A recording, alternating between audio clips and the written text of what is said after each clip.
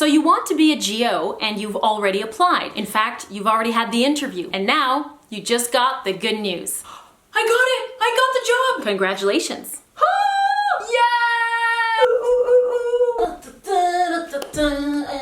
I got the job! Okay, wait. Okay, stop. I love the enthusiasm, but you're forgetting the next step, waiting for an actual contract.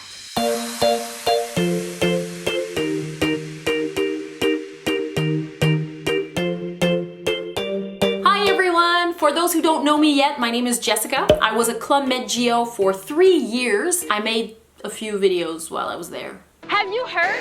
That's me, and that's Meeches.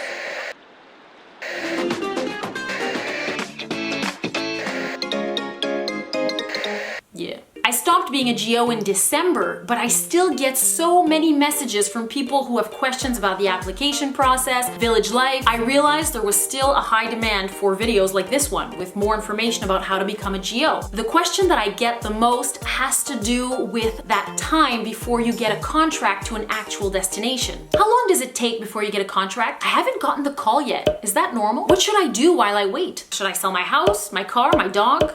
I will answer all of those questions. If you haven't yet applied to become a G.O and you want more information about that, start by watching this video first. I'll put the link up there. And if it doesn't show up, I'll put the link in the description. Because today we're going to focus on what comes after that. See, after you've had your interview, you get an email telling you whether or not you've been chosen. If you have been chosen, yay! It means that your name gets added to a list with other names of potential G.Os that are ready to go. When a job opens up in one of the villages, that's what we call the resorts at Club Med, the managers call the recruiters, and then the recruiters call you if it's a position for which you've applied. And that's when you accept or refuse, and then you can pack your bags, sell your house, sell your dog. Don't sell your dog. The thing is, the actual time between the interview and the actual contract with a start date, that time varies a lot from one person to another. For some people, it doesn't take very long. Sometimes just a few weeks, sometimes just a few days. But for other people, it means waiting a few months, sometimes up to a year. Why? Not every position has the same demand. For example, if you applied to be choreographer, there's only one of those in each resort. But if you applied to work with Mini Club, that department usually needs a lot more employees. So there's a higher chance that you'll get called faster if you apply to be with the Mini Club than if you apply to be choreographer. But even that's not guaranteed, because there may be less people in that list that have the expertise to be a choreographer. So when that position does open up, you might actually leave faster. It's completely unpredictable. The other factor that you need to know about is that candidates are continuously being added to the list, and there's no particular order. It's not first come, first served. That means that if another candidate is added to that list and they applied for the same position you did, but they're better qualified than you are, there's a higher chance that they'll leave before you, even if they were added to the list after you. Again, it's all about timing. That's why it's important to not leave your job, not sell your house, and definitely not sell your dog. You have to keep living your life and not wait for that Club Med job. I know, it's easier said than done. But don't get discouraged, because here's the thing. There is a need for new G.Os. That's a fact. Second of all, there are things you can do while you wait to help your case. The first thing you can do is a suggestion coming straight from the Montreal recruitment team. They say you can and should follow up with them regularly to let them know that you're still interested and, most importantly, still available. They suggest contacting them about twice a year, around the change of seasons. So in April, May, and September, October. That's when the need for G.Os is highest. There's a specific email where you can contact them. I'll put that email in the description below. When you write the email, it's important to be very precise and concise. Make sure you include your full name, the exact date of your interview and the location of that interview, the position on which you applied, and the date from which you're available. If there's anything that changed in your CV, if there's anything to add, you can also write that in the email. For example, hi, my name is Jessica Laventure. I attended the Montreal auditions on March 11th.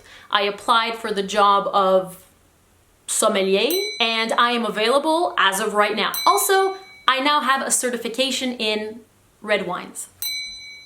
The important thing is to be precise. And this is my personal suggestion. I think it makes more of an impact if you say that you're available right now. Because if the recruiter gets a call during the day from the village saying, hey, we need a sommelier like yesterday, that happens.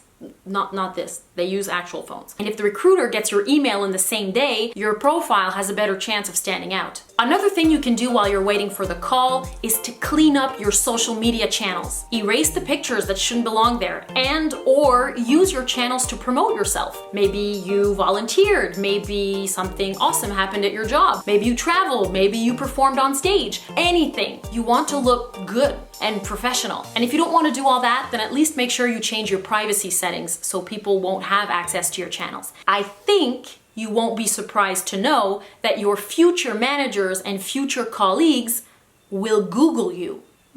We all do it. When there's a new person arriving in the team, the first thing you do is look them up. So if your social media channels portray someone that isn't very professional, that will work against you. Personally, I think you should be doing this no matter where or what job you're applying for. Another thing you can do is to add to your CV. Learn a new language, get a new certification, maybe learn a new sport like water ski or sailing. I feel like those are departments that often need GOs. Whatever it is, take the time to add to your CV in a way that will help you in your job search in general, not just with Club Med. And if you do eventually have something to add to your CV, just let the recruiters know by sending them an email. You have the address now.